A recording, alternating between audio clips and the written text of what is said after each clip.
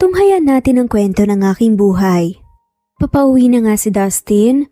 Dahan-dahan lamang siya sa paglalakad dahil baka madapa siya.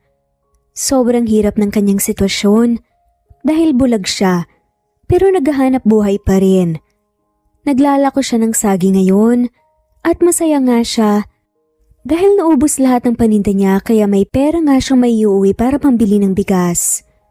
Napakunot ang noo ni Dustin nang may matamaan ang kanyang tungkod at nakarinig nga siya ng nag-iiyakan na sanggol.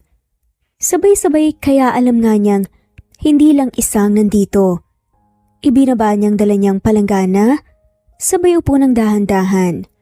Kinapa niya isa-isa ang pinanggalingan ng iyak at dito niya nahawakan ng malambot na balat ng sanggol. Napanganga siya, sabay sambit. Diyos ko, 3 bata pa lang nandito. Hirap man sa kalagayan niya, naiuwi nga niya ng ligtas ang triplets na isinilid lang niya sa palanggana. Lumaki sa poder ni Dustin ang mga bata na may mabuting asal at respeto sa kapwa. Pinangalanan niya ang 3 na sina Justin, Alice at Bia. Pinaaral niya ang mga to sa abot ng kanyang makakaya at ngayon ay nasa 3 baitang na nga sa elementary ang mga to. Tay, wala na pong bigas. May pasok pa naman po kami bukas. Sabi nga ni Alice. Napahinga ng malalim si Dustin. Huling bigas na nga nila na sinaing kanina ng triplets. Wala na ring lamang perang pitakan niya. Hindi siya nakapagtinda ng saging dahil wala nga siyang budget para mangumpra at ibenta. Teka lang, nag-iisip ako ng paraan kung saan tayo makakakuha ng pambili ng bigas. Maya-maya lang, naramdaman na nga lamang ni Dustin ang 3 braso na pumulupot nga sa bewang niya. Sorry po, Tay. Kung hindi po dahil sa amin, hindi ka po sana mahihirapan ng ganyan. Hinging paumanhin nga ni Alice. Ngumiti si Dustin. Hindi naman ako nahihirapan sa inyo eh.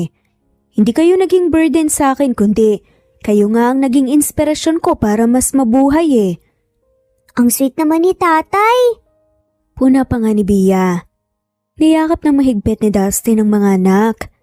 Mahal na mahal ko kayo. Kahit anong mangyari, huwag niyong iiwan ng tatay ha? Opo, mahal na mahal ka din po namin, Tatay. Sabi nga ni Justin. Ngumiti ng sobrang tamis si Dustin. Nagkaroon nga ng kulay ang buhay niya. Nang dumating ang triplets, na kahit na ganito ang kanyang kalagayan, hindi siya tumigil na umaasa at mangarap. Maya-maya lang umalis nga ang triplets sa pagkakayakap sa kanya. Narinig niya na parang sabay-sabay nga ang mga to na lumabas nga ng pinto. Saan kayo pupunta? Dito lang po kami, sa labas po maglalaro, Tatay.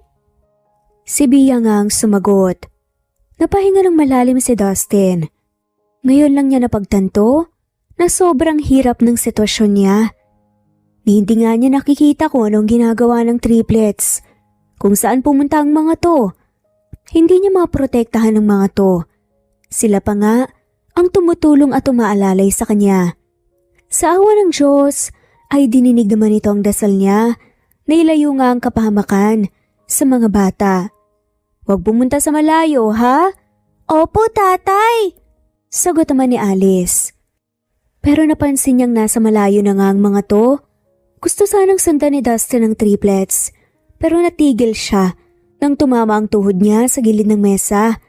Napahiyaw na nga lamang si Dustin sa sakit. Bandang hapon ay nasa labas nga ng bahay si Dustin. Inaabangan niya ang pagdating ng triplets. Ang sabi maglalaro lang daw ang mga to, pero hindi niya narinig ang tinig ng mga to. Maya-maya lang nakahinga ng maluwag si Dustin nang may marinig nga siyang tawanan ng triplets. Mano po, Tatay? Sabi ni Dustin. Sumunod na nga sina Alice at Bia na nagmano nga sa kanya. San kayo galing? Pinag-aalala niyo ako ng sobra. Inakay siya ng triplets. Papasok sa loob ng bahay. Doon lang po sa tindahan ni Aling Agnes. Nagtindera po kami doon para po may bigas at ulam kinabukasan. Nahaplos ni Dustin ang buhok ng mga anak. Nakaramdam siya ng awa para sa kalagayan ng mga to. Sorry kung marami akong pagkukulang sa inyo. Tatay naman ang drama mo eh. Kahit mahirap po ang buhay, positive lang po dapat. Saway pa nga ni Justin. Tinulungan siya ng mga to na makaupo. Napansin niyang may humaplos nga sa pisngi niya. Malaking bagay na po para sa amin ang mapalaki mo kami ng maayos, tatay. Kaya okay lang po na paminsan-minsan magpahinga ka rin naman po sa paghahanap buhay tapos kami na pong bahala sa inyo. Sad pa nga nito. Ngumiti na nga lamang ng pilit si Dustin. Naramdaman na nga lamang niyang may yumakap sa kanya. Tama at proud na proud po kami sa'yo, tatay. Singit pa nga ni Bia. Naging emosyonal nga si Dustin. Hindi alam ng mga bata na hindi niya ito totoong mga anak at napulot lamang niya sa basurahan. Natatakot siyang sabihin dahil baka iwanan nga siya ng mga to. Salamat. Maraming salamat. O siya, tama na nga pong drama, magsahing na po tayo. Sabi naman ni Justin. Natawa na nga lamang si Dustin. Tutulungan ko na kayo. Hindi na po, tatay, maupo ka na lang po dyan. Sad pa nga ni Alice. Napailing na nga lamang si Dustin. Wala siyang nagawa, kundi ang manatili sa kinaupuan. Sa kabilang banda, nakasimangot naman si Bianca. Ang ganda ng buhay niya sa Middle East, tapos tinawagan lang siya para hanapin ang nawawalang mga anak ng kanyang pinsan. Sa pagkakaalam niya, triplets ang mga to. Hindi niya alam ang kwento kung paano nawala basta ang importante sa kanya ngayon, mahanap niya ang mga to para makabalik na nga siya kaagad sa ibang bansa. Maya-maya lang, pumasok sa kusina ang isa sa kamag-anak nila. Umaasa siya na sana ay may magandang balita itong dala. Third cousin na nga niyang ina ng triplets. Sumalangit nawa ang kaluluwa nito pero hindi sila close ever since. Palaway kasi ito kahit noong nagdadalaga pa sila. Tapos ngayon, siyang pinapagod sa paghahanap nga ng mga bata. Samantalang hindi pa nga siya makapagnobyo o makapag-asawa. Hi Bianca, nahanap na namin ang kinaroroonan ng mga bata. Biglang sabi ni Max. Humila ng upuan si Max sabay upo nga sa tabi niya. Ito nga ang inutusan ni Bianca. Ano ba talagang totoong nangyari? Bakit nawala ang mga bata? Huminga ng malalim si Max. Hindi ko alam. Wala naman kasi akong alam sa mga ganap nila sa buhay. Alam mo naman ang ugali ng babaeng yun, na hindi malapitan ng kamag-anak, kaya madaling kinuha ng panahon. Hindi kasi nag-iingat nag-aaway tapos bumabiyahe kaya, ayun, aksidente ang natamo nila, sabay pa silang nawala.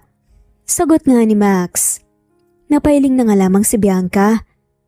Kapag nag-aaway, hindi pwedeng bumiyahe dahil maaksidente talaga kasi parehong mainit ang ulo.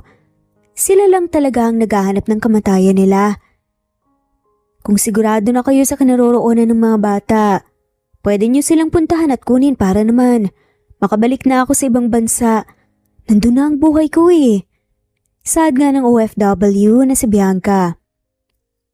Sige, sad naman ni Max. Sabay na patango-tango. Isang araw samantalang si Dustin ay kakauwi lamang, dahan-dahan lang siyang naglalakad at napakunot ang kanyang noo nang marinig niya ang parang nagkagulo. Mabuti naman dumating ka na, tatay. Sad pa nga ni Justin. Napakunot ang noo ni Dustin. Anong problema? Bakit ang ingay niyo? May kalalakihan po ngayon rito sa bahay, tatay. Kukunin daw po nila kami. Kinakabahang pagsusumbong pa nga ni Alice. Hindi na kaimik si Dustin. Hindi niya napaghandaan ang ganitong pangyayari. Nataranta siya nang marinig niya na parang nagre-reklamo ang mga triplets.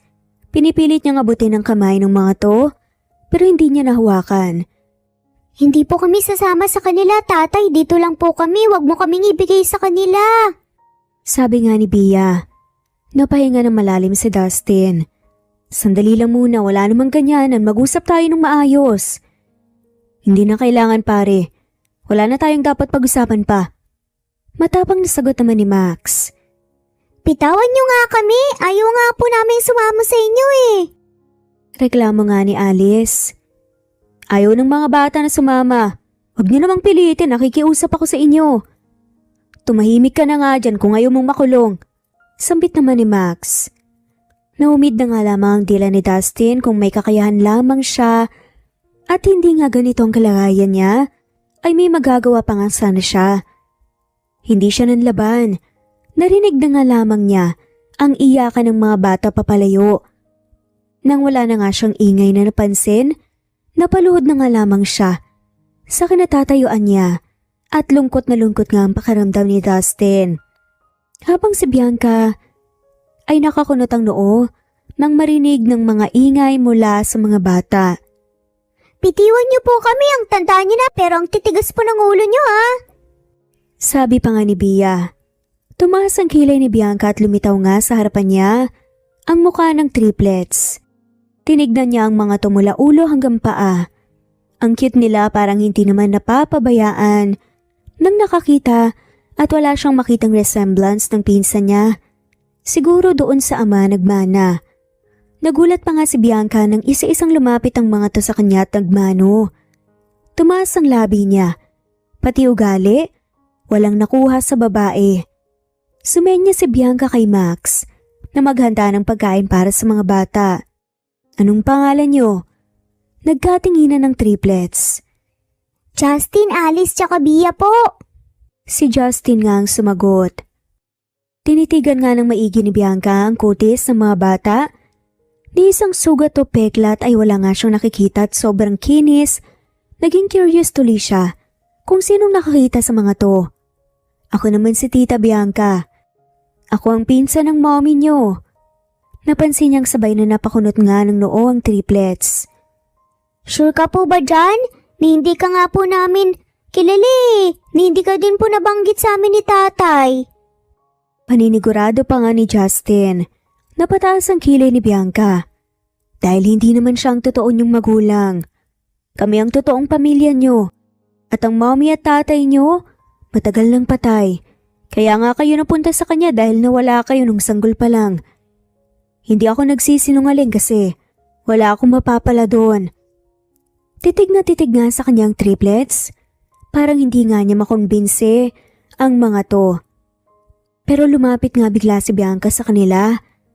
Dahil nakita nga niya ang balat nga ng triplets na halos parehas sa parehas nga sa balat ng kanyang pinsan. At yun nga ang ginawa niyang palatandaan. In-explain niya sa triplets na meron nga siyang picture ng nanay nila at kaparehong-kapareho nga ang birthmark ng tatlo. Napaluha pa nga ang triplets habang sinasabi niya ang tungkol sa nanay nila. Kung totoo po ang sinasabi mo, bakit umabot pa po sa lumaki kami bago niyo po kami kinuha kahit meron pa po tong balat na to? Kahit sino naman po pwedeng magkaroon ng balat na ganito eh. At pwedeng kaparehas po talaga niyan. Pinahirapan niyo pa po si tatay na alagaan kami sa kabila po ng kapansanan na meron siya. Matapang na saad pa nga ni Bia. Napahinga ng malalim si Bianca. Hindi na importante yon basta nandito na kayo sa poder namin. Nakasimangot pa rin ang triplets. Ayaw po namin rito, masanay po kami doon kay tatay eh. Kahit mahirap po yung buhay doon, masaya naman po kami magkakasama. Tapos mahal na mahal po niya kami, hindi niya kami iniiwan. Reklamo pa nga ni Alice. Napailing na nga lamang si Bianca. Kumain na muna kayo. Saka naman pumasok si Max dalang pagkain at nilapag sa mesa. Tinignan lang ng mga batang masasarap na hinanda sabay nagkatinginan. Kung ibang bata pa nga ay talagang mag-uunahan sa pagkain pero hindi itong mga pamangkin niya. Busog pa po kami.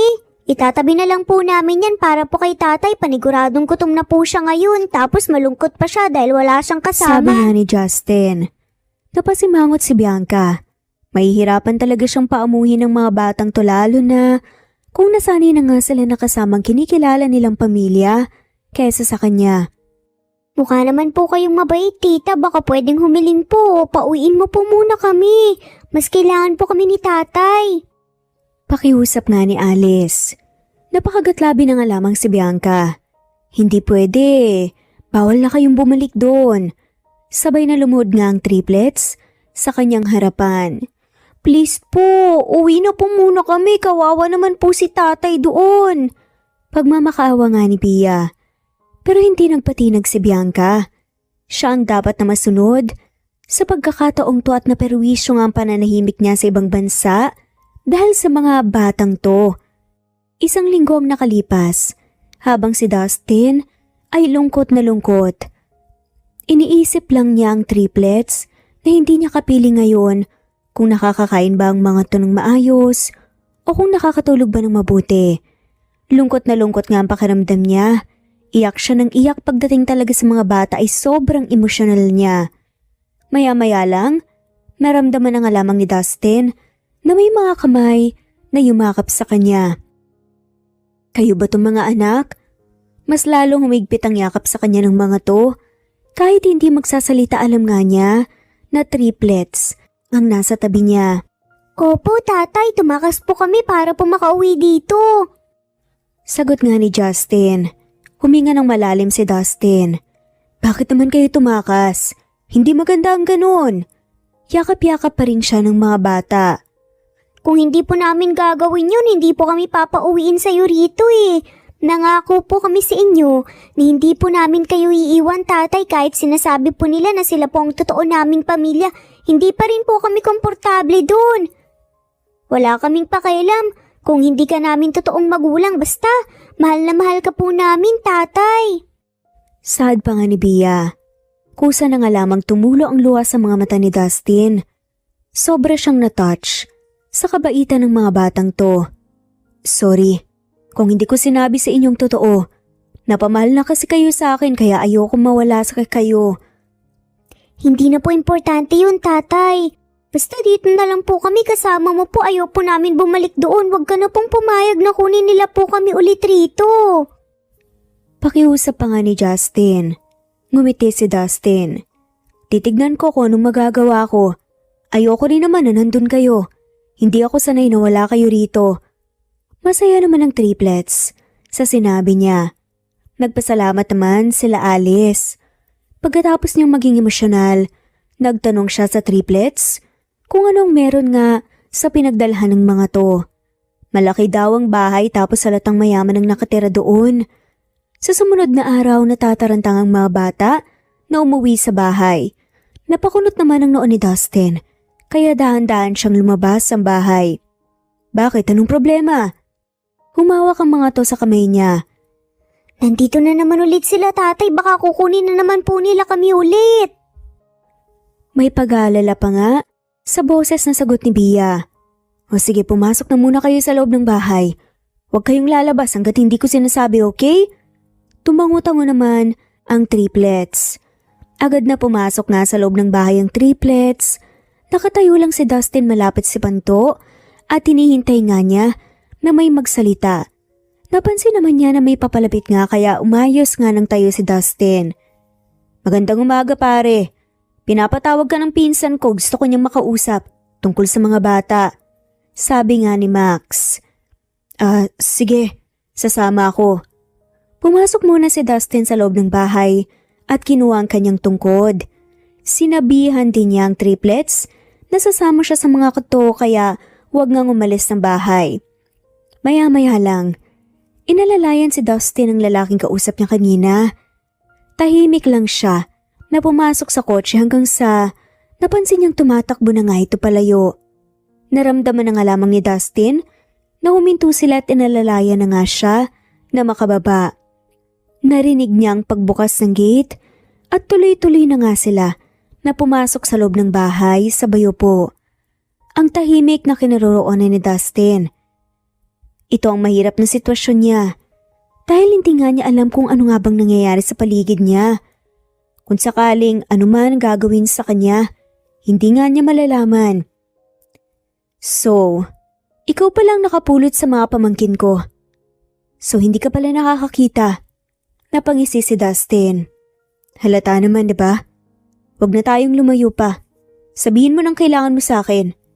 Diretsahang saad pa nga nito. Napahinga ng malalim si Dustin. Tawi na magsalita ang babae halatang may attitude nga at parang hindi pa nga sila magkakasundo. Sige, Gusto kong malaman mo na kukunin ko na sa iyong mga bata. Malayo pang pinanggalingan ko para sa kanila kaya wag mo na akong pahirapan pa. Tulungan mo akong may paliwanag sa kanila para maintindihan nila. Hindi yung kinukonsinti mo sila. Napailing nga si Dustin. Malaki na sila, ma'am.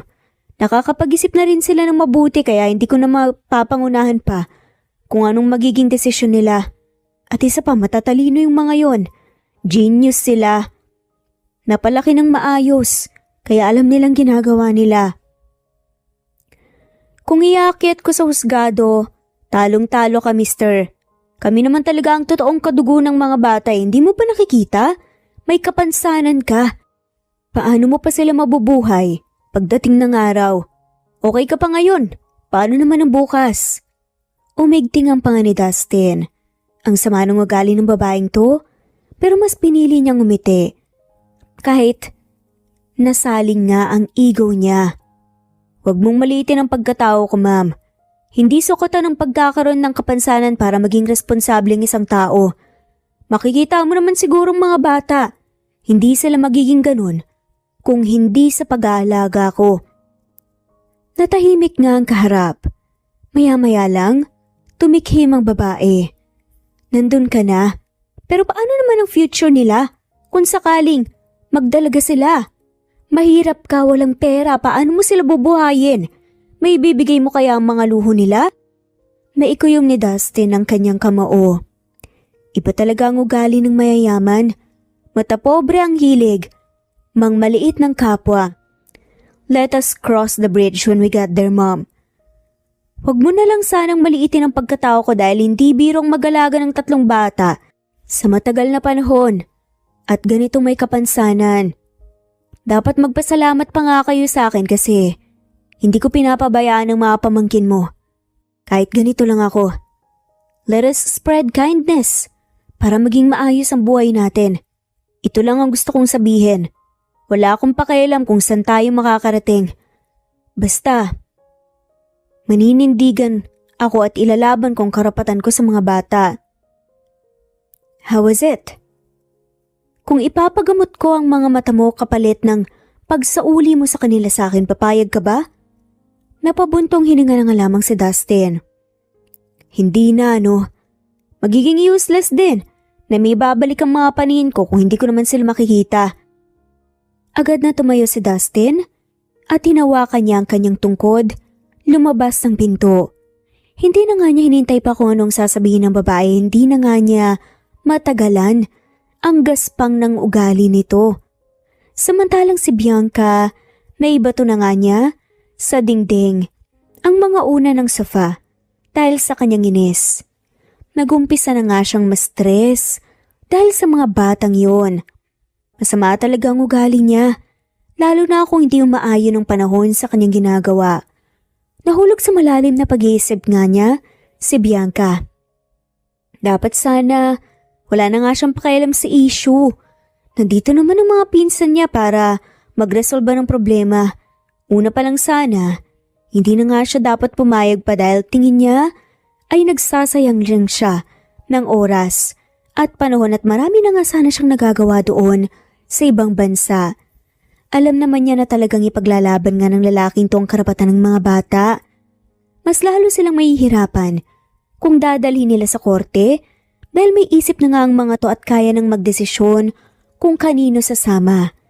Nararamdaman ang triplets ang comfort at pagmamahal sa bulag na yun dahil mukha naman itong mabait. Samantalang si Dustin sumakay nga kaagad siya ng taxi at nang huminto ito sa harapan niya, nagbabaka sakali lang siya na tumayo sa gilid ng daan, itinaas ang kamay. Ayaw na nga niyang maging perwisyo pa sa mga to, kaya siya na nga lamang gumawa ng paraan para makauwi. Kamusta po yung pagpunta mo doon, tatay? Tanong nga ni Alice. Sinalubong nga siya ng mga to. Pagbaba ng taxi at tinalalayan nga na maglakad papasok sa loob ng bahay. Ipipilit talaga na kunin kayo sa akin. Naisip ko nga, kahit manindigan ako, matatalo pa rin talaga ako dahil sila naman talaga ang totoo niyong pamilya. Mas mabuti kung bibigyan niyo sila ng chance na makilala kayo para wala nang gulo pa. Mas magiging payapa ang buhay natin kapag ganun. Maya-maya lang niyakap siya ng triplets. Okay naman po yun, nakilalanin po namin sila tatay. Pero hindi nila kami pwedeng kunin po sa'yo. Mas sanay po kami na ikaw ang kasama namin eh. Napailing na nga lamang si Dustin. Hindi na nga siya umimik pa. Dahil kung the more na pag-uusapan ng issue, mas lalo siyang malulungkot. Makalipas ang 1 buwan habang si Bianca nagplano na bumalik nga sa ibang bansa, iba talaga kapag nandun na nga ang buhay ng isang tao. Parang may humihila sa kanya pabalik at namimiss na nga niyang kanyang best enemy. May tampo kasi ito dahil hindi nga siya payagan na bumalik sa Pilipinas pero wala siyang magagawa dahil importante pa rin ang pamilya. Hindi na nga sila nakakapag-usap. Hindi niya alam kung hanggang ngayon may tampo pa nga ito o sadyang busy lang talaga sa trabaho. Pero kahit na may ginagawa, wag naman sanang kalimutan na mag-update sa minamahal.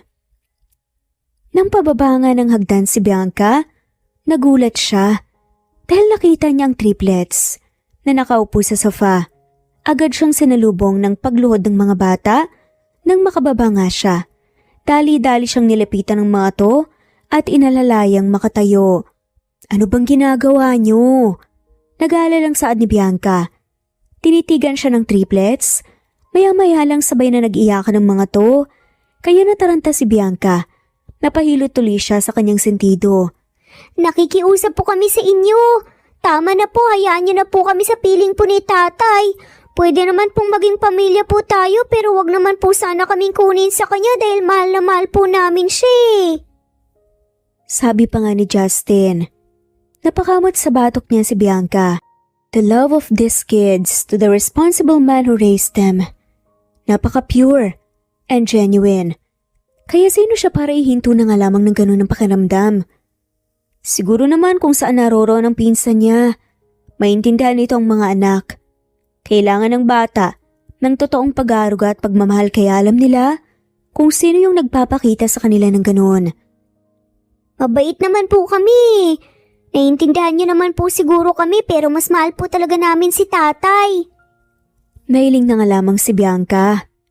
Doon lang naman po kami sa kanya tita, promise po dadalawin naman po namin kayo rito para makapag-bonding tayo. Singit pa nga ni Alice. Naging emosyonal si Bianca.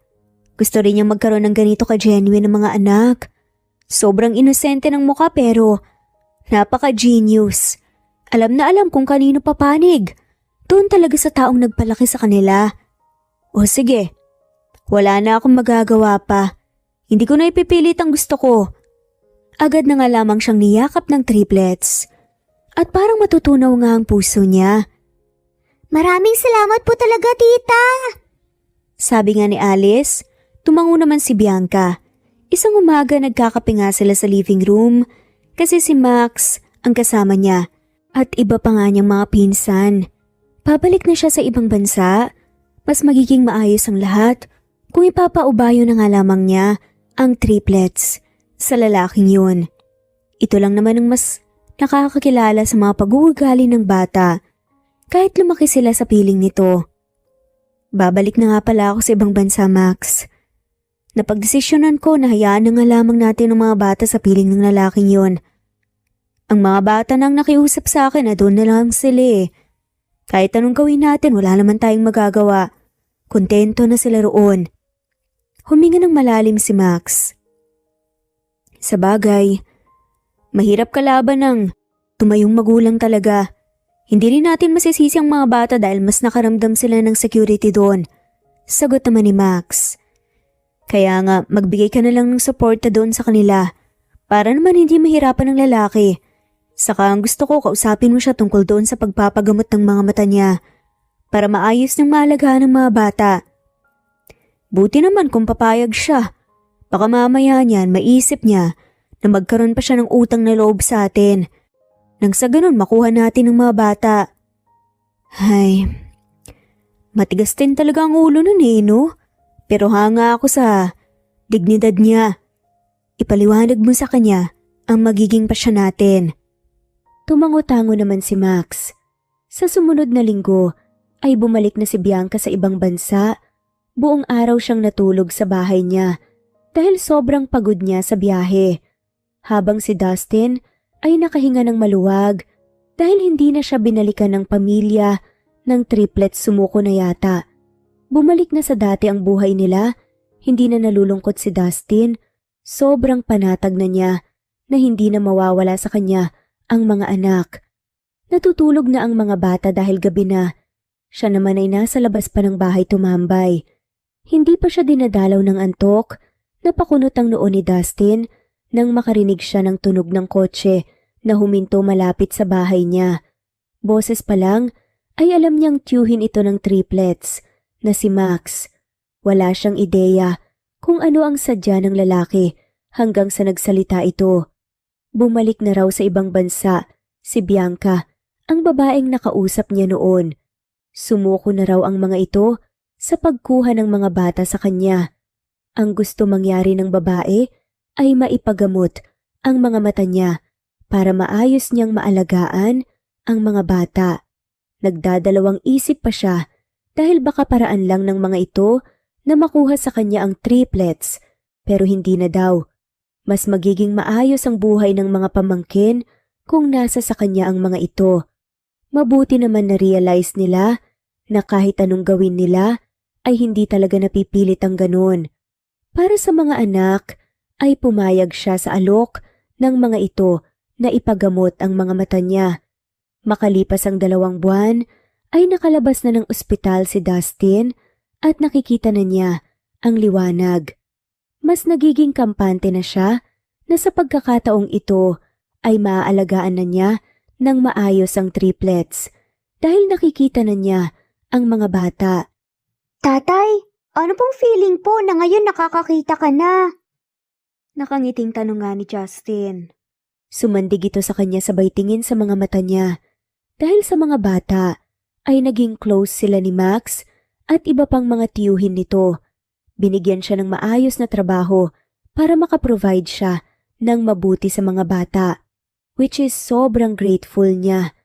Kinausap niya ng masinsina ng triplets na kung maaari ay bibigyan ng mga ito ng chance ang totoong pamilya na makabonding sila. Sayang nga lang dahil nasa ibang bansa na si Bianca at sa nalaman niya kay Max ay hindi na babalik ng Pilipinas ang babae. Siyempre masaya dahil nakikita ko na kayo palagi at mas maalagaan ko na rin kayo. Ngumiti si Justin. Niyakap niya ang bata at sumunod na rin ang 2. Habang si Bianca ay natutuwa sa ibinalita sa kanya ni Max. Naoperahan na ang mga mata ni Dustin at nakakakita na ito ngayon. Sa kaumpisa na daw ng magandang samahan ng mga ito kasama ang triplets. Sayang nga raw dahil hindi niya naabutan. Okay lang naman basta ang importante ay nagkakaayos na. Naghahanda na rin ngayon si Bianca dahil may date sila ng kanyang boyfriend. Nagkausap na sila at nawala na ang tampo nito. Pagkatapos magbihis ni Bianca ay bumiyahe na siya papunta sa bahay ng kasintahan. Pagdating niya ay bukas ang gate at nasa labas na ang kotse ng lalaki kaya alam niyang dumating na ito ni hindi man lang nagpasabi. Ngumingiti siya na paakyat ng hagdan. Gusto niya sanang sorpresahin ang nobyo pero siya ang na-surprise sa kanyang nakita. May kapatong ang nobyo niya sa ibabaw ng kama. Sarap na sarap ang mga ito. Naririnig pa nga niya ang sabay ng ungol. Parang pinagsakluban ng langit at lupa si Bianca sa kanyang nakikita pero hindi siya umiyak bagkus ay sinugod niya ang mga ito. Hinila niya ang buhok ng babae sabay sampal rito ng maraming beses. You bitch! I'm going to break your neck! Sad nga ni Bianca. Sinakyan na nga niyang babae, hinawakan niya ang leeg nito ng mahigpit dahilan para mapaubo nga ng ilang beses. Kakasuhan kita for hurting me, freak. Ganti naman ang babae. Pinipilit nitong abutin ang kanyang buhok, pero hindi niya ito binigyan ng pagkakataon. Papatayin talaga niya ang babaeng ito. Debaling maging kriminal siya. Akmang susuntukin niya ang other woman. ay bigla na lang siyang hinila ng kasintahan. Stop it, Bianca! Don't hurt someone dahil lang sa nakita mo. Pagpipigil pa nga ni Kobe rito. Napanganganga si Bianca. Talaga ba ha? Dapat ba matuwa ako na nakipaglaro ka ng apoy sa ibang babae? Sa tingin mo sasaya ako sa ganun? Nang hindi na siya hinawakan ng lalaki, ay hinubad niya ang kanyang makapal na step in at lumapit rito. Napatulala na lang ito nang sampalin niya ito ng ubod lakas gamit ang sandalyas niya. Ramdam niya ang sakit sa reaksyon ni Kobe, sobrang fulfilling dahil nakaganti siya sa panluloko ng mga ito. Umiikot ang mga mata niya nang daluhan ito ng hitad at hinaplos ang nasaktang pisngi. Ang sama ng tingin nito sa kanya pero tinawanan lang niya. Pero deep inside of her, nasasaktan sila ng sobra. Do not show your face here again. If you do, I'm going to smash your big eyes. Galit na turan nga ng babae. Aba, bumabawi ah. Akala mo kagandahan, hindi naman. Ibang lahi nga lang. Sa isip-isip nga nito. Huwag mo akong tinatakot ah. Baka maunahan pa kita. Huwag kang paharang-harang sa daan baka hindi ka masisikatan ng araw. Saad pa nga nito. What? Sambit naman ng foreigner na babae. Hindi na nagsalita si Bianca bagkus, ay liyad ang dibdib niya na bumaba ng hagdan at dumiretsyong lumabas ng gate. Nang nasa labas na siya, ay bigla na lang siyang nag-breakdown at napaluhod. Pinakawalan niya ang maraming luha na kanina pa gustong tumulo. Naikuyom niya ang kanyang kama kasama ang pag-igting ng panga na inaalala niya ang nakita niya kanina. Nang mahimasmasan siya ng kaunti, ay pumara na siya ng masasakyan at nagpahatid siya sa bahay niya. Makalipas ang 3 linggo, samantalang si Dustin ay pumunta sa malaking bahay dahil susunduin niya ang triplets. Si Max kasi ang sumundo sa mga ito sa eskwela dahil nasa trabaho siya. Pagdating niya ay sobrang tahimik ng bahay, bukas naman ang gate kaya dumiretso na siya sa loob. Walang tao sa living room kaya naisipan niyang sumilip sa kusina pero napakunot ang kanyang noo nang mapansin niya ang nakatalikod na babae. Umiiyak ito dahil tumaas baba ang balikat nito. Sino kaya ito? Kasintahan ba ng isa sa tiyuhin ng triplets? Excuse me? Tanong nga ni Dustin. Hindi lumingon ang babae bagkus nakita nga niyang pinupunasan nito ang muka. Anong kailangan mo, Dustin? Wala ritong mga bata. Napanganga si Dustin ng familiar nga sa kanyang boses ng babae. Bianca? Ikaw ba yan? Tanong nga nito. Dahan-dahan nang lumingon sa gawin niya si Bianca. Parang literal na huminto nga ang ikot ng mundo ni Dustin nang masalayan niyang magandang mukha ng babae. Ako nga, mataray na saad nito. Napansin niyang sobrang excited ng puso niya na makita ito. Pero nawala ang ngiti niya nang makita nga niyang namumula ang ilong at mata nito. Kusa na nga lamang humakbang ang mga paa niya at lumapit kay Bianca at hinawakan pa ang kamay. Okay ka lang ba? Bakit ka umiiyak? Ngumiti ng pilit si Bianca. Pinunasan nito ng maayos sa mukha sabay upo nga sa upuan. Wala lang to. Lumapit siya rito. Naramdaman niyang natigilan nga ito at napatitig sa kanya. Sigurado ka ba? Napilitan nga si Bianca ng ngumiti. Oo, ba't bang kulit mo? Mataray na saad nga ni Bianca. Natawa na nga lamang si Dustin at hinawakan niyang kamay ng babae sa kapinisil. Kung ano man yung pinagdaraanan mo ngayon, magiging kwento na lang yan pagdating ng panahon, lilipas din yan. Kaya mo yan. Tinignan siya ni Bianca. Alam ko, pero syempre napakasakit talaga. Tinapik niya ang balikat ni Bianca. Nang makarinig nga siya ng ingay na papasok nga sa loob ng bahay ay agad nga siyang lumayo kay Bianca. Hindi kumilos sa kinaupuan nito ang babae kahit na pumasok na ang triplets. Nagmano ang mga to sa kanya pati na nga rin kay Bianca. Okay ka lang, tita, parang umiiyak ka po eh. Sinaway niya ang anak dahil napaka-chismosa nga ng mga to. Hinaplas ni Bianca ang buhok ng mga pamangkin at ngumiti. Kung lumaki ka na, maiintindihan mo ang nararamdaman ko. Pero ngayon hindi pa. May ideya na nga si Dustin kung ano nga ang pinagdaraanan ni Bianca. Niloko siguro ito ng boyfriend niya, kaya bumalik sa Pilipinas. Maiiyak ka talaga kapag niloko ng taong mahal mo. Tumango naman si Bea at lumapit nga sa kanya sa bayakap. Uuwi na ba tayo, tatay? Tanong naman ni Ashley. Nagpang-abot nga ang titig nga nila ni Bianca. Siya ang unang nagbitaw ng tingin dahil baka maisipan nga niya ng masama si Max na nasa tabi lang. Oo, magapunan muna tayo bago kayo umuwi. Saad naman ni Max. Tumango naman si Dustin. Nahihiya siyang tumanggi dahil ang laki ng naitulong ng pamilyang ito sa kanya. Kinagabihan ay hindi nakauwi sina Dustin dahil umulan ng malakas, kaya pagkatapos kumain ay nakatulog na ang triplets. Siya naman ay lumabas ng bahay nang matapos silang mag-inuman ni Max. Nadatnan niya si Bianca sa may bakuran na hindi maabot ng ulan. Nakaharap ito sa umaapoy na malaking lata tapos parang may sinusunog. Dahan-dahan siyang naglakad, palapit rito at sinilip niya kung ano ang ginagawa nito. Ano ba talagang nangyayari sa'yo? Hindi ka iiyak kung wala lang. Pwede kang magkwento, makikinig ako. Sad nga ni Dustin. Ngumiti ng mapait si Bianca. Normal lang naman siguro na lahat ng relasyon. Magtatapos talaga. Pero ang hindi normal ay yung lokohin ka. Natigilan nga si Bianca. Nangilid ang luha sa mga mata nito. Mabilis ang naging kilos nga na sinunod lahat ng mga hawak nitong cards. Nakita pa nga niyang litrato ng isang lalaki. Hindi ko deserve ang maloko. Hindi talaga. Napahagulgol naman si Bianca, kaya agad niya itong niyakap ng mahigpit. Magiging okay din ang lahat. Gumala ka, aluin mo yung sarili mo.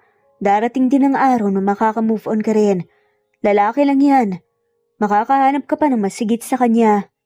Saad pa nga ni Dustin. Sana nga lang. Nang mahimasmasan si Bianca, ay kumalas na ng yakap rito, si Dustin. Pinunasan niya ng maigi ang basang pingi nito, sabay ayos ng buhok. Ang ganda pala ng mukha ng babae, sobrang kinis. Nahiya tuloy ang kamay niya na puro kalyo. Ang iyakin mo pala. Nung una inaway mo pa ako at pinagsabihan ng kung ano-ano. Sad nga ni Dustin. Malungkot naman na tumingin nga sa kanya si Bianca at hinawakan ng kamay niya. I'm sorry. Hindi ko dapat sinabi yun sa mabuting tao na katulad mo. At ito na nga, nakarma na ako. Hinawakan ni Dustin ang pisngi ni Bianca. Napahinga siya ng malalim nang maisip niyang ang touchy na nga niya rito gayong hindi naman sila close.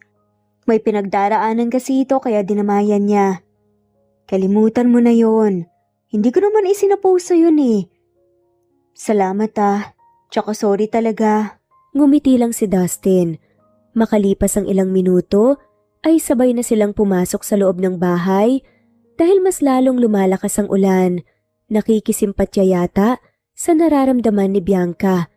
Isang buwan ang nakalipas habang si Bianca ay unti-unti na niyang nakalimutan ng sakit. Naging busy siya sa buhay dahil siya ang sumama sa triplets sa recognition day ng mga ito. Bilib na bilib siya sa mga bata dahil lahat may honors. Proud na proud tita siya talaga, panay palakpak niya nang sumayaw pa ang mga ito sa stage. Paglabas nila ng eskwelahan, ay hinalikan niya ang pisngi ng mga ito isa-isa. Salamat po, tita. Ang ganda-ganda po namin ngayon. Sad nga ng isa sa mga triplets. Nag-group hug nga sila at nagtawanan. Congratulations! Ang galing niyo naman! Ginalingan po namin para kay tatay at para na rin po sa inyo. Nagbunga po yung maganda naming ginawa. Sad pa nga ni Alice. Inakbayan niya ang triplets.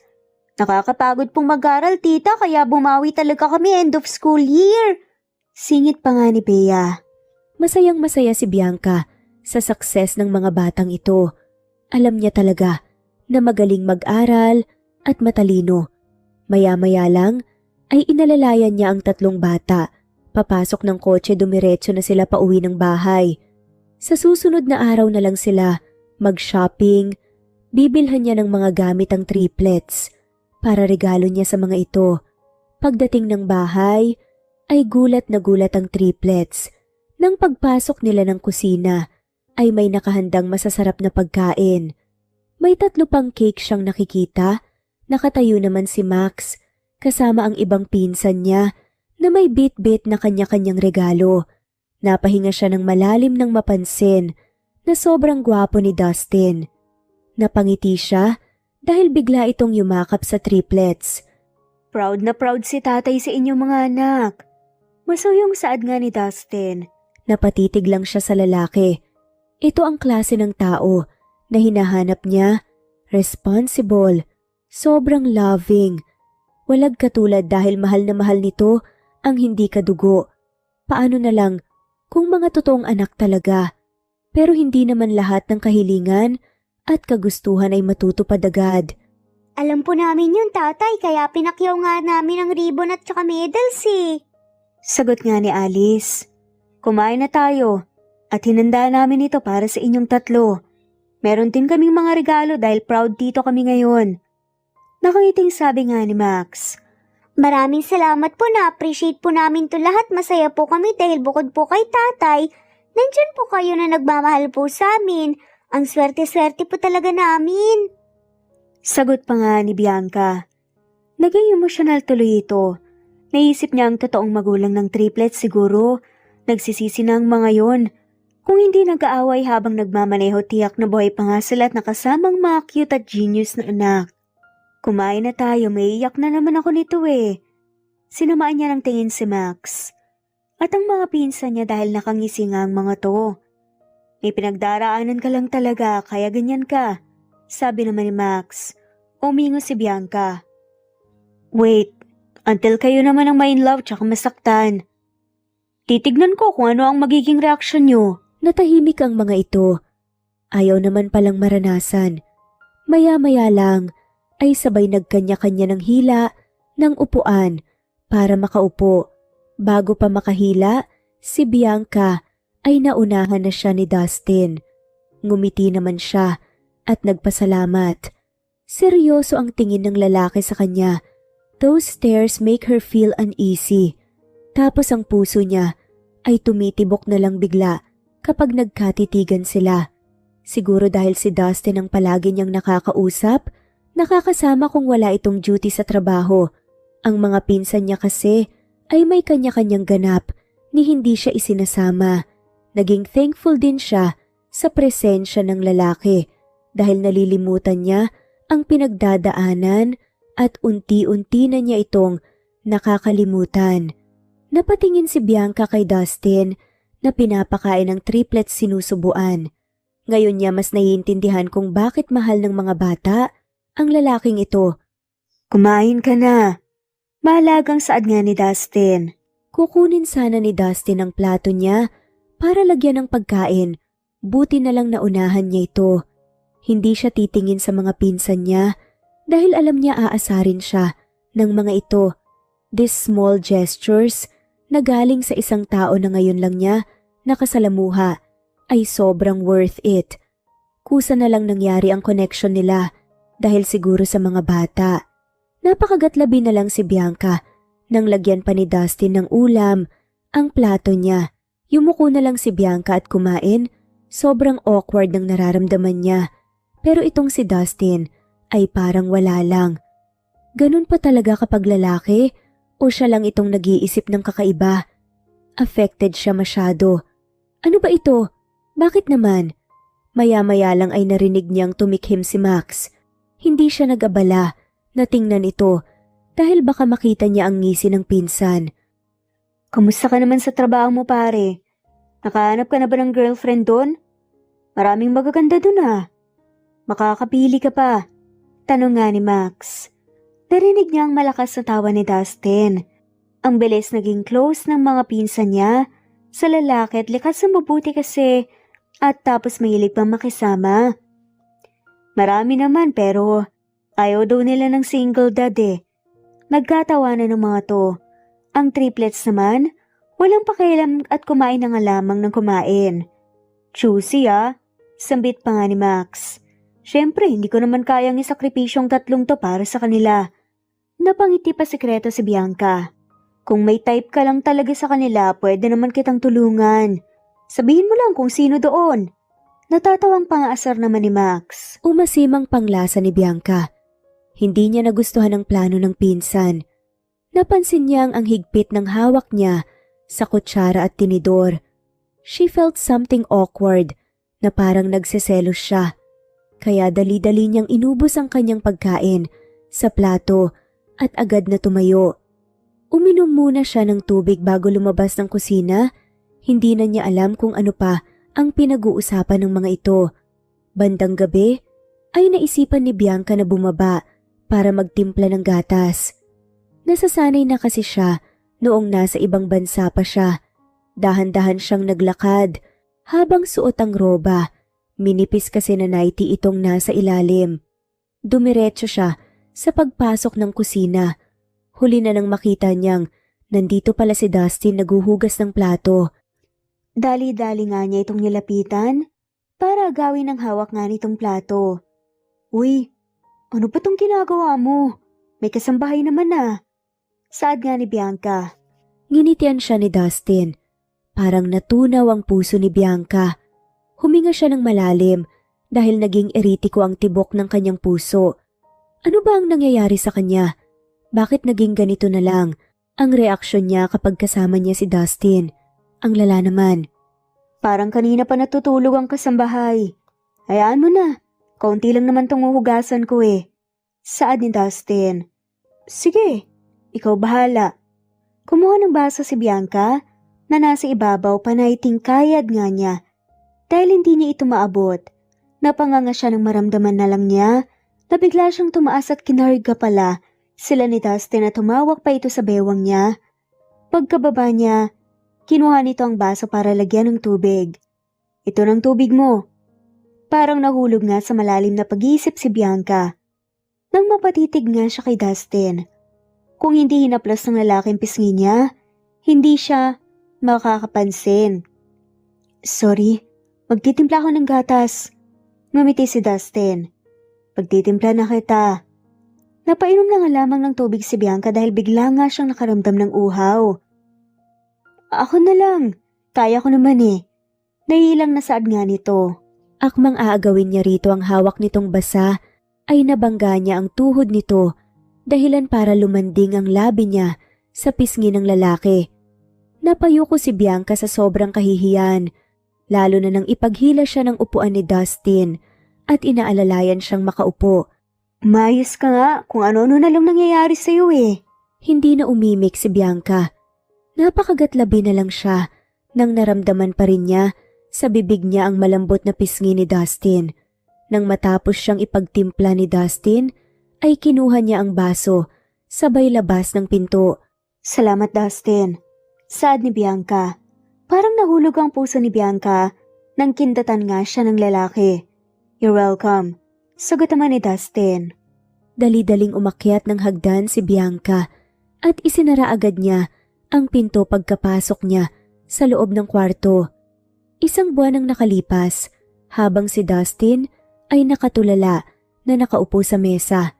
Inutusan siya ng triplets na mag-drawing ng magandang bahay pero walang magawa ni Isa. Lumilipad kasi ang isip niya minsan na lang siyang ma-in love sa isang babae doon pa talaga sa tiyahin ng triplets. Purong mga lalaki pa ang mga pinsan ng babae paano siya makakaporma. Naku naman, nahihirapan talaga siya. Hindi din niya masisisi ang puso niya na minahal niya si Bianca kahit na magaspang ang ugali nito. Noong umpisa ay bumabawi naman nang makilala niya ito ng lubusan. Tapos ka na po ba sa pinapagawa namin sa'yo, tatay? Tanong nga ni Alice. Hindi pa eh. Dumungaw pa nga ang bata sa bond paper na bigay nga nito sabay hablot. Hala, drawing ang pinapagawa ko sa'yo tatay pero bakit iba yung nandito? Reklamo nga ni Alice. Nakita niyang inagaw nga ni Ashley at nanlaki ang mga mata nito. I love you Bianca. Naku naman ano to tatay? Pagbabasa nga ni Justin. Agad na nanlaki ang mga mata ni Dustin. Inagaw niya ang bond paper sabay punit ng maliit at itinapon sa basurahan. Napakagatlabi siya na napayuko sa harap ng mga bata. Napakamot siya sa kanyang batok. Wala siyang ideya kung paano niya iyon nasulat doon. Basta iniisip lang niya ang feelings niya kay Bianca. Wala yun, wag niyo nang isipin pa. Sabay nang umisi sa kanyang triplets. Talaga po ba, tatay? Hindi mo maisusulat yan doon kung wala lang. Isusumbong ka namin kay Tita Bianca. May pagsintang parurot ka pa talaga sa kanya. Saad nga ni Bia. Nakagat na nga lamang ni Dustin ang kanyang daliri. Huwag niyo nang gawing issue yun. Walang mali sa pagkakagusto sa isang tao. Nakikita niyo naman ang ganda ni tita niyo, di ba? Tinitigan nga niyang triplets sabay nga na tumaas ang kilay ng mga to. Iba ang gusto sa mahal, tatay. Nalimutan mo na yata yung naisulat mo doon eh. But anyway, wala namang masama kung magmahal ka eh. Panahon na rin po siguro na unahin mo naman po ang sarili mo.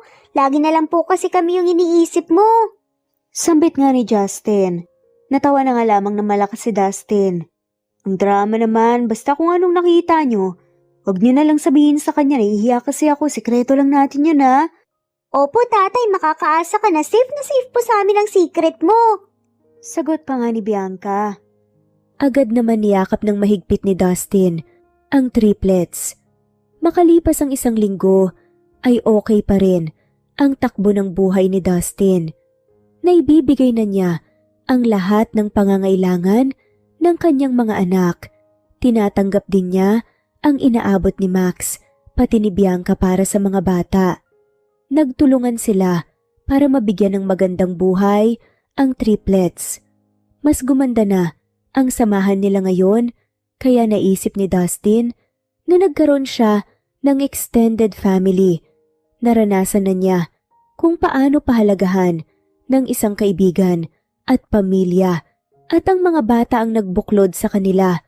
At para naman sa pagmamahal niya kay Bianca ay nakatago pa rin ito sa kaibuturan ng kanyang puso. Magiging okay lang sa kanya na hindi niya masabi ito dahil kung malaman ng babae ay lalayuan siya nito. Masaya pa naman siya kapag nakakasama niya si Bianca. Kasama na rin ito sa nagbibigay ng kulay sa buhay niya ngayon. Papasok na siya ngayon sa trabaho. Ang triplets ay iiwanan niya doon kay Bianca. Hindi na ito hihingi ng pera sa kanya ngayon dahil binigyan na niya kahapon. Hindi naman magastos ang triplets at saka okay lang kung bumili ng kung ano-ano, wala pa rin namang pasok. Samantalang si Bianca ay nasa loob ng bahay, sobrang tahimik dahil wala rito ang mga pinsan niya. Meron naman siyang kasama pero nasa laundry area ang kasambahay naglalaba. Nang maisip ni Bianca ang dating boyfriend, ay hindi na siya nasasaktan tuluyan na talagang naghihil ang kanyang sugatang puso. Nakita nga niya na nagkatuluyan talaga ang mga ito at nagpakasal noong nakaraan. Ang galing, kung magdesisyon ng tadhana, kailangan pa talaga nitong manakit para ipaalam na hindi ang lalaking iyon ang para sa kanya. At ngayon ay in love na naman siya, ulit hindi pa talaga napagod itong puso niya. And now, she is craving for someone, si Dustin. Hi tita, good morning po. We brought something for you po. Nakangiting sabi nga ni Alice. Napakunot ang noo ni Bianca nang makita niya ang dala ng mga pamangkin. May pink na teddy bear, bouquet of flowers, tapos malaking box ng chocolate. Lumapit ang ito sa kanya, nagmano at humalik sa pisngi. Good morning, saan galing ang mga yan? Nagkatinginan ng triplets sabay nga nang umiti. Pinapabigay po ni Tito Tatay. Late na po kasi siya sa work eh, kaya kami na lang pong nagdala. Kinilig nga talaga si Bianca. Talaga ba? Salamat ah. Alam niya pala ang paborito ko. Ang galing naman. Saad pa nga nito? Ngumiti ang triplets. Maya-maya lang ay tumabi sa kanya ang triplets. May sumandig sa kanya, ang isa ay humiga sa lap niya, tapos ang isa ay yumakap sa kanya. Natawa siya dahil sobrang bango ng mga ito, parang isang buong premyo ay nilagay sa katawan. May tanong ako, tita. Ano yun? Tumingin sa kanya ang mga bata. Anong masasabi mo po kay tatay? Pwede po ba siyang maging boyfriend material? Napaubo na nga lamang si Bianca. Ano kayang pumasok sa utak ng mga batang to sa isip-isip nga niya? Bakit mo naman naitanong? Wala lang po, for future reference po. Baka may magustuhan siyang babae, pwede namin po siyang tulungan. Sagot pa nga ni Bia. Napakunot ang noon ni Bianca. Sa nakikita ko, hindi lang siya pang boyfriend material. Pwede din siyang maging asawa. Para sa akin lang yun Hindi ko alam sa iba. Salamat po, tita. Nakangiting sabi nga ni Bia. Umingos nga si Bianca. Alam niyo ang babata niyo pa pero ang dami niyo nang alam sa ganyan. Meron din akong tanong, tita. Sabi naman ni Justin. Tumaas ang kilay ni Bianca. Ano naman yun? Nagkatinginan ng triplets? Daming baon ng mga batang ito. Parang nagkausap nga na magtatanong sa kanya. Hypothetical lang po, tita. Umikot ang mata ni Bianca. Ay, genius talaga, may pa-hypothetical pa. Do you find tatay attractive? Magugustuhan mo po ba siya? Mamahalin mo po ba siya forever and ever? Seryoso ang mukha na tanong nga ni Justin. Napalunok si Bianca. Nananadya yata ang tanungan ng mga batang to. May napansin yata. Hindi siya pwedeng magsinungaling kung anong nararamdaman niya. Yun na lang ang sasabihin niya. Oo. Kinilig nga ang tatlo at nagpasalamat. Napairap na nga lamang si Bianca at hindi pinakita sa mga bata. Ay naku, ang babata niyo pa, nakakainis talaga kayo sa mga tanong niyo. Nagkatawanan lang ang triplets. Bandang hapon ay bumalik sa living room si Bianca pagkatapos niyang mapatulog ang mga bata. Basa ang kanyang buhok kaya pinupunasan niya ito. Napakunot ang kanyang noo nang mapansin niyang may nahawakan siyang ibang kamay. Paglingon niya ay ang nakangising si Dustin ang kanyang nakita. Ako na, ang hilig mo palang maligo ng ganitong oras. Sad nga ni Dustin. Kinuha sa kanya ang tuwalya at ito ang nagpunas ng basa niyang buhok. Tumabi si Dustin sa pagkakaupo niya kaya isinandig niya ang ulo niya sa dibdib. Napangiti si Bianca nang maisip na lumalandi na naman siya. Tapos kung masasaktan ay iiyak ng marami at matagal makamove on. Ganun lang talaga ang cycle ng buhay. Subukan ng subukan hanggang sa mahanap ang totoong pag-ibig. Hindi naman palagi kapag nainitan na ako. Parang gustong matulog ni Bianca dahil komportable ang pakiramdam niya. Nalakasandig kay Dustin. Hindi advisable ang maligo ng ganitong oras. Mas pumapasok kasi ang hangin sa katawan at mag-cause ng sakit. Napangiti si Bianca. Kinikilig naman siya ng sobra sa lalaking ito. Nanlalaki ang mga mata niya nang marinig niya ang boses ng mga pinsan niya na papasok sa front door. Lumayo siya kay Dustin at bigla niyang inakay ang lalaki papasok ng kusina. Napakamot siya sa batok niya nang pagtawanan siya nito. Bakit ka tumatawa? Mas lalong natawa na nga lamang si Dustin na nakatingin sa kanya. Natawa lang ako sa reaksyon mo. Parang dalagita ka lang na takot makita ng pamilya na naglalampungan sa karelasyon. Sumimangot nga si Bianca. Bakit ba ako apektado? Wala naman yan, di ba? Pinunasan mo lang naman yung basa akong buhok. Tama ka. Napahinga ng malalim si Bianca. Naramdaman na nga lamang niya na niyakap siya ng sobrang higpit ni Dustin. Narinig niya ang malalim na buntong hininga nito. Okay ka lang ba? Napansin niyang ngumiti si Dustin. Oo, salamat pinapasaya mo ako. Tumango naman si Bianca kahit hindi niya na-gets ang ibig sabihin ni Dustin. Nang pumasok sa kusina ang pinsan niya ay kinausap ito ng lalaki. Nakita pa niya ang kakaibang ngiti ni Max sa kanya dahilan para kumunot ang kanyang noo. 2 linggo ang nakalipas ay dumaan si Dustin sa malaking bahay dahil susunduin niya ang triplets. Kakasahod niya ngayon kaya ilibre niya ang mga ito. Gumala sila at kumain sa labas. Pagpasok ni Dustin sa pinto ay kumakabog ang dibdib niya lalo na nang magtama ang kanilang paningin ni Bianca. Mahal na mahal talaga niya ang babaeng ito. Mabuti na lang hindi ito nagtatanong patungkol sa mga sweet gestures niya para rito. Nang lumapit sa kanya ang babae, ay bumeso siya rito pero niyakap siya nito ng mahigpit kaya gumanti na rin siya. Pumasok tayo sa loob ng kwarto, may papakita ako sa'yo. Ngumiti si Dustin, nainakbayan si Bianca. Ano meron? Nagtatakang tanong nga nito. Pagpasok nila sa loob ng kwarto ay tumambad nga sa kanyang ilang piraso ng teddy bear, bouquet at flowers, tapos ilang karton ng tsokolate.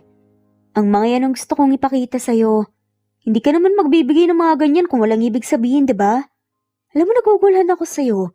Hindi ko alam po ano talagang iisipin ko eh. Yung sweet gestures tapos meron pang mga paganyan. Napakagatlabi si Dustin. Alam na niya kung sino ang salarin sa pagpapadala ng mga bagay na iyan. Akala niya ba nagkausap na sila na safe ang sekreto niya sa mga ito pero bakit ganun? Mabibisto na talaga siya ngayon. Dahan-dahan na naupo si Dustin sa ibabaw ng kama. Kagagawa niya ng triplets. Hindi ko sila inutusan. Napanganga si Bianca at napahilot nga ito ng sentido. So hindi ikaw ang bumili niyan? Umasa pa naman ako. Ang dami talagang kalokohan ng mga batang yun. Hinila nga niya si Bianca. Paupo sa kandungan niya. Itinali niya ang buhok nito para kitang-kita nga niya ang magandang mukha nito. At kapag mag-uusap nga silang dalawa, gusto lang siguro nila akong tulungan. Kasi may nalaman sila. Tumingin sa kanya si Bianca at tumaas ang kilay. Tulong saan? At ano namang nalaman nila? Huminga ng malalim si Dustin. Nalaman nila na may feelings ako para sa'yo. Na mahal kita, kaya ginagawa nila yon. Napanganga si Bianca sa diretsahang pagsabi nga ni Dustin. Pero kalaunan ngumiti nga ito. Talaga ba? Walang halong biro. Ngingiti-ngiti nga si Bianca. At kiniliti pa nga siya nito. Mabuti naman. Akala ko hindi natatalabang gayuma ko eh. Napahalikhak si Dustin. Kaya pala sobrang in love ko. Nagayuma pala. Pinanlakihan nga siya ng mata ni Bianca. Joke lang, ano ba? Niyakap na nga lamang niyang babae habang tumatawa. Alam ko.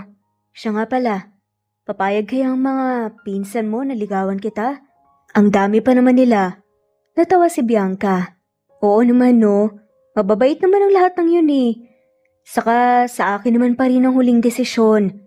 Ngumiti si Dustin. What about you? Pumapayag ka ba? Oo. Masayang-masaya naman si Dustin. Sa sumunod na linggo ay nagpaalam muna siya kay Max. Pati sa ibang pinsan nito, naliligawan niya si Bianca. Wala namang tutol ang mga ito dahil nakikita naman nila na totoo ang hangarin niya. Napagsabihan pa niya ang triplets sa nagawa ng mga ito.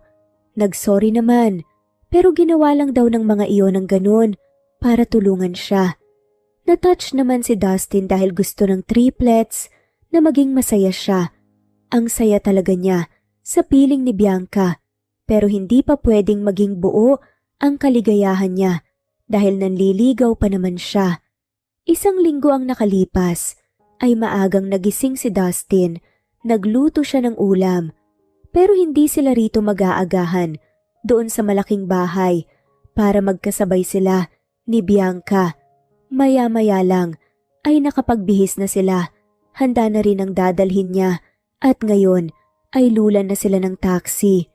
Pagdating nila doon ay sinalubong sila ng magandang ngiti ni Bianca. Ang saya mo po ngayon, tita! Untag nga ni Alice.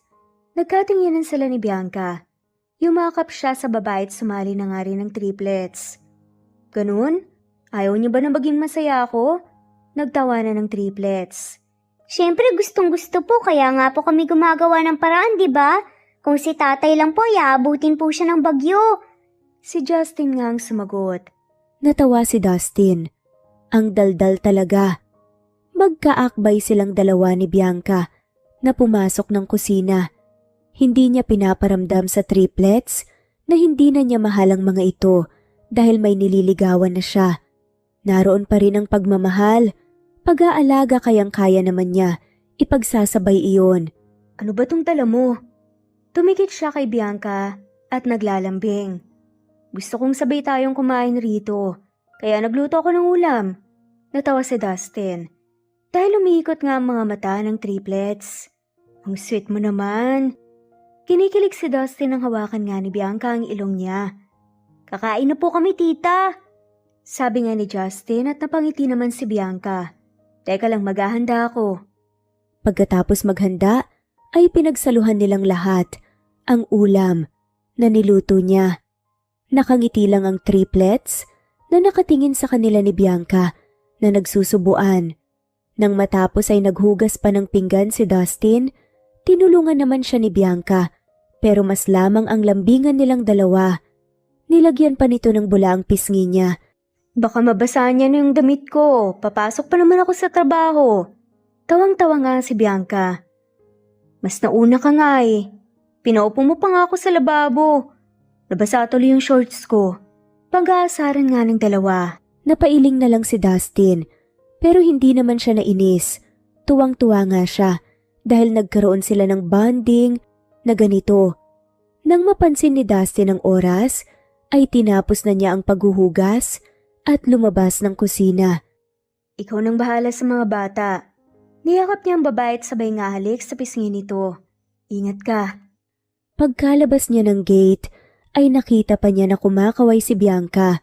Ang ganda ng umaga ni Dustin, umaasa siya na sana ay magkaroon talaga siya ng chance rito. Makalipas ang 3 linggo, samantalang si Bianca ay masaya. Sa naging panliligaw ni Dustin walang tulak kabigin sobrang effort. Binibiro nga siya ni Max. Kung hindi raw niya sasagutin ng lalaki, ay magsisisi raw siya. Alam naman niya ang worth ni Dustin. Mahal na mahal nga ito ng pamangkin niya. Siya pa kaya na hindi? At tama naman ang pinsan. Hindi na siya makakahanap pa ng gaya ng lalaki. Kung meron man ay baka hindi pa na ipinanganak. Nasa loob ng kwarto niya ngayon, si Bianca. Tamang higa lang dahil wala naman siyang gagawin. Mabuti na lang, may pera pa siyang naipon mula sa pagtatrabaho doon sa ibang bansa, kung hindi ay magugutom na siya ngayon. Ilang buwan na rin siyang tambay, magpapabuhay na lang muna siya sa mga pinsan niyang binata. Napatalon sa gulat si Bianca nang makita niya si Dustin na nakasandig sa hamba ng pinto na nakatingin sa kanya. Nilundag niya ang pagitan nilang dala, sabay karga rito. Tawang-tawa naman si Dustin sa ginawa niya pero hindi ito nagreklamo. Halata namang kinikilig ito. Alam mo para kang bata. Mabuti na lang wala yung mga triplets. Makikisali pa ang mga yun. Natawa nga si Bianca. Nasaan ba sila? Hindi pa rin bumababa si Bianca. Isinama ni na Max. Sagot nga ni Dustin. Hanggang ang lalaki na ang kusang sumuko, ibinaba na siya nito sa kama. Humawak siya sa leeg nito, dahilan para matumba ito sa kanya. Nagkatitigan silang dalawa. Hinayaan ni Bianca na halikan siya ni Dustin. Magaan lang ang halik at tumagal ng ilang minuto. Pagkatapos ay humiga na sa tabi niya, ang lalaki sabay yakap ng mahigpit. Tumagal ng 5 buwan ang panliligaw ni Dustin sa kanya hanggang sa nakapagdesisyon siya na bigyan ito ng chance. It's a rainy day. Niyaya niya ang lalaki na kumain sila sa labas. Gusto niyang kumain ng ulam na may sabaw dahil malamig ang panahon. Nagmamaneho si Bianca, tapos si Dustin ay nasa kanyang tabi lang. Nasa labas ang tingin. Siya naman ay panay sulyap lang rito na may ngiti sa labi.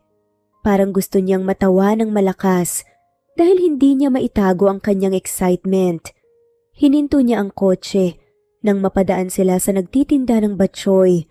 Natakam na siya agad nang makita niya ang naglalakihang kaldero na isinalang sa apoy. Okay lang ba sa'yo na dito lang tayo? Tanong nga ni Bianca at ngumiti naman si Dustin sa kanya. Ikaw ang bahala kung saan ka mas komportable.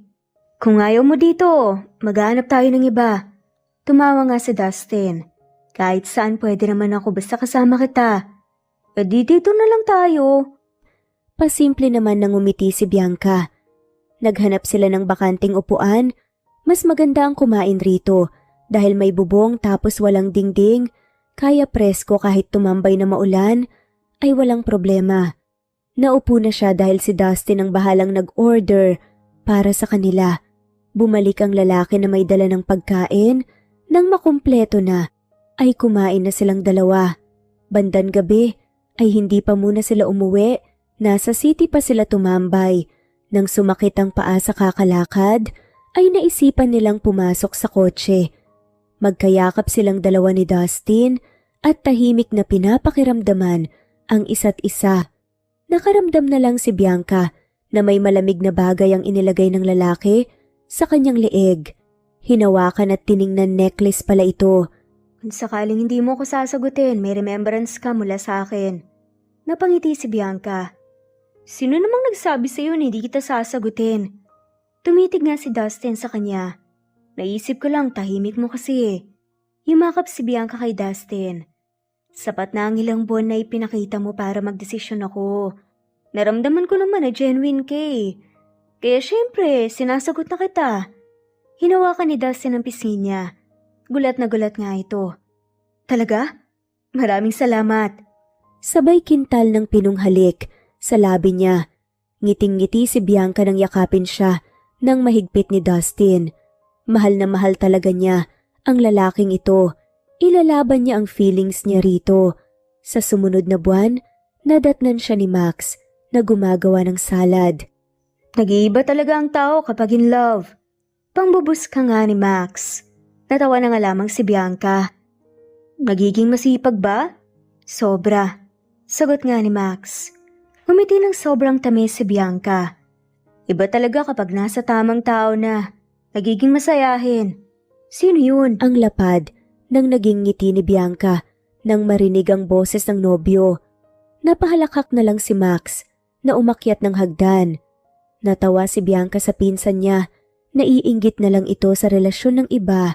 Hindi niya alam kung bakit hindi pa nakipagrelasyon. Tumabi sa kanya si Dustin at yumakap sabay suksok sa kilikili niya. Ako ang nasa tamang tao na dahil sa'yo. Mamigay ng sobrang tamis si Dustin. I love you.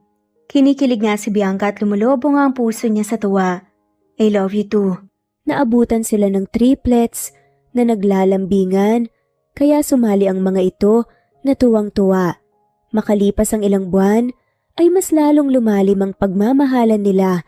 Ni Dustin masasabi talaga ni Bianca na ang lalaki na talaga ang para sa kanya. Iba ito kung magmahal na ikumpara talaga niya sa huling relasyon niya. Kay Dustin niya naramdaman ang assurance na matatag. Ngayon ay wala siya sa bahay. Umalis siya saglit dahil may pinuntahan siya.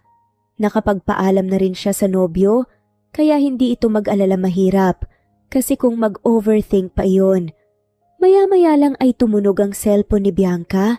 Agad niyang kinuha sa loob ng kanyang sling bag dahil akala niya si Dustin ang tumawag. Ang pinsan pala niyang si Max, kaya sinagot niya ito dahil baka may importanteng kailangan. Nasaan ka, Bianca? Tanong nga ni Max. Nasa city pa pero pauwi na ako. Pumasok na sa loob ng kotse si Bianca at pinaandar. Bilisan mo, may nangyari kay Dustin. Kinabahan nga si Bianca. Ha? Ano nangyari sa kanya? Nilakasan niya ang speaker ng cellphone niya, sabay maneho ng mabilis. Natumba sa banyo bilisan mo na, hintayin ka namin dito. Sagot nga ni Max. Huminga ng malalim si Bianca. Nakafocus talaga siya sa pagmamaneho, tinitingnan niya ng maigi, baka may mag-overtake. Ang lakas pa naman ng kanyang pagmamaneho, gusto niyang makarating agad sa bahay dahil nag-alala siya ng sobra kay Dustin. Pagdating niya, ay agad siyang bumaba ng kotse. Napanganga siya. Nang pagbukas niya ng gate, ay nakita niya ang nagkalat na balon sa sahig. Teka, nasan si Dustin?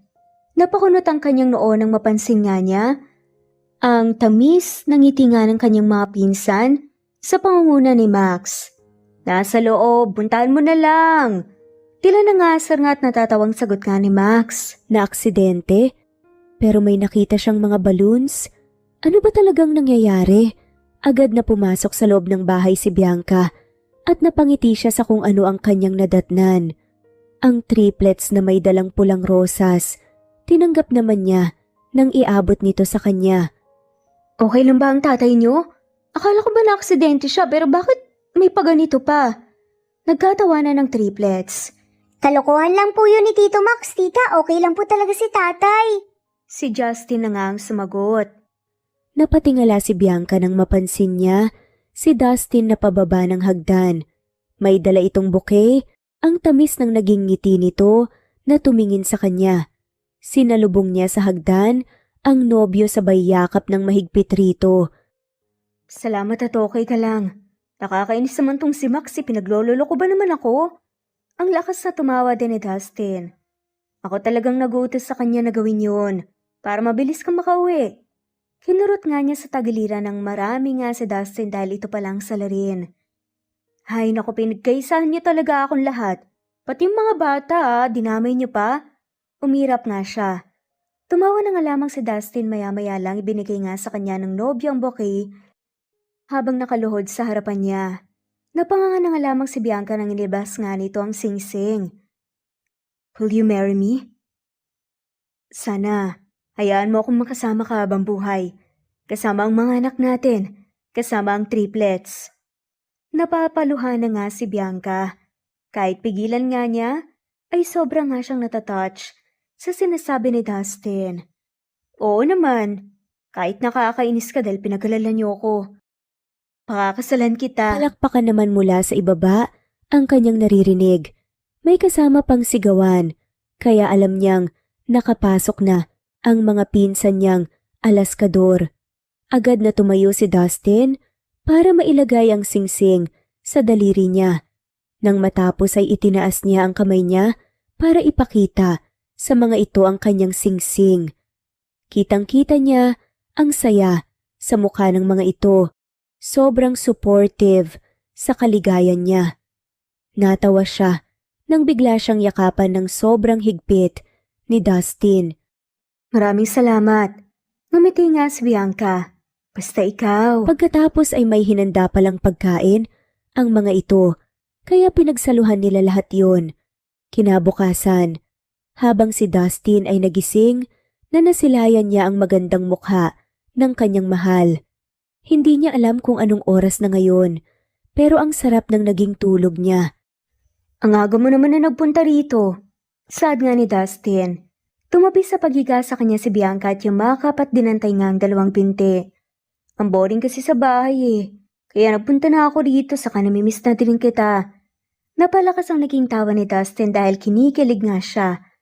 Kaya hindi siya bumangon muna at niyakap niya ng mahigpit si Bianca at pinugpog nga ito ng halik. Mabuti na nga lamang at day off ko ngayon. Masaya ako dahil nagpunta ka rito. Nagkaroon tuloy ako ng time. Para sa'yo. Ngumiti si Bianca at tinitigan siya. Hinahaplos ng babae ang kanyang pisngi sabay dikit nga sa kanya. I love you. Masayang masaya ako dahil dumating ka sa buhay ko. Hinawakan ni Dustin ang kamay ni Bianca sabay halik. I love you too. Gusto ko lang magpasalamat sa pagmamahal. Hindi ka nagsasawa. Nasamahan mo talaga ako hanggang dulo. Ang akala kasi ni Dustin ay hindi pa handa si Bianca. Pero nagulat siya nang bigla na lang itong sumagot ng yes, kaya natutuwa siya.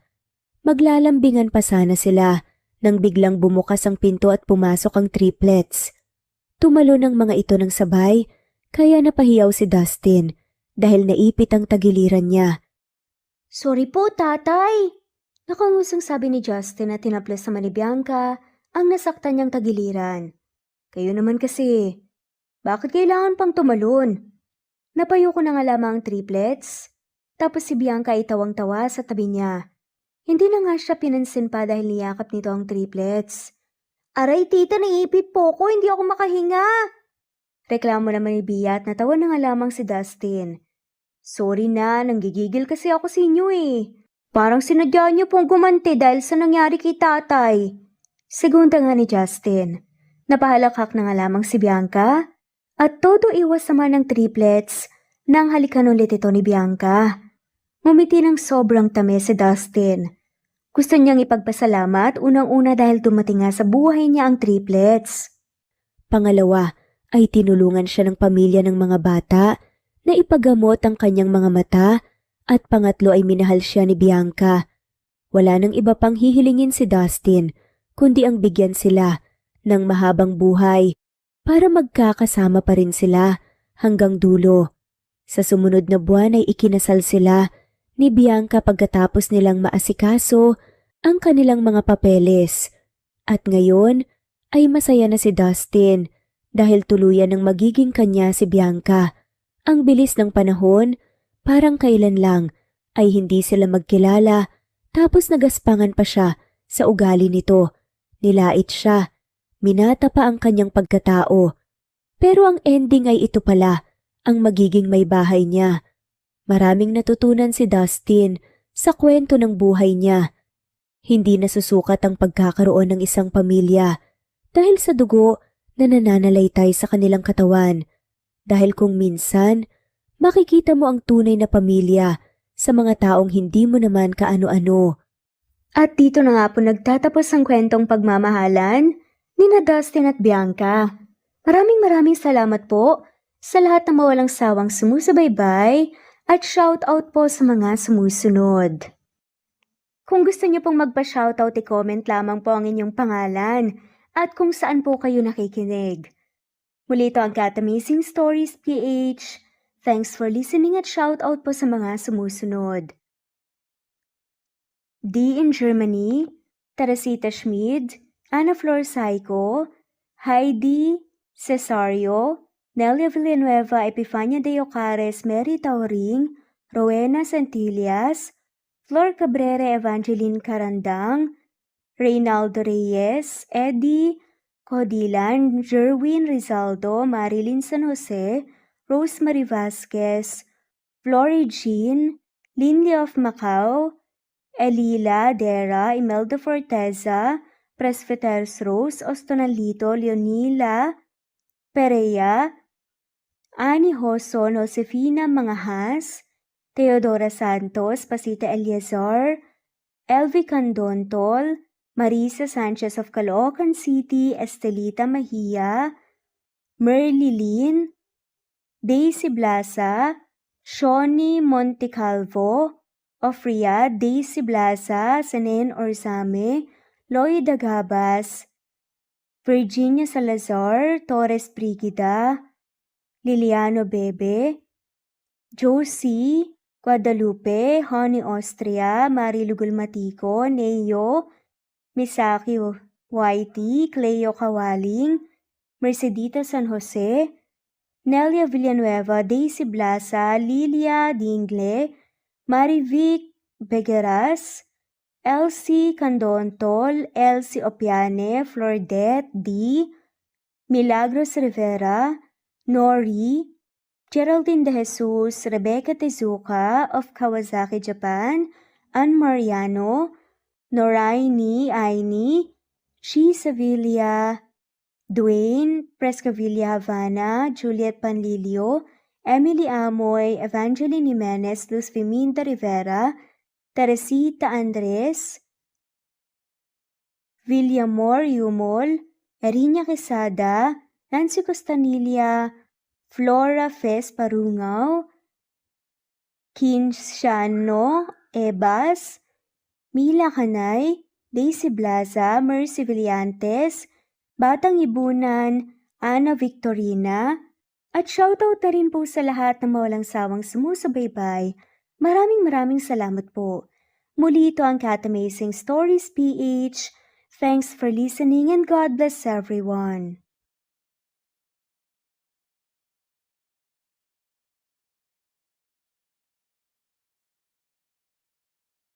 Hi listeners! Say goodbye to dark and dull skin with vitamin C. Target an even tone and dark spots while nourishing and protecting against damage under the Philippine sun. Try Garnier's Vitamin C Sunscreen SPF 50, link in the description box.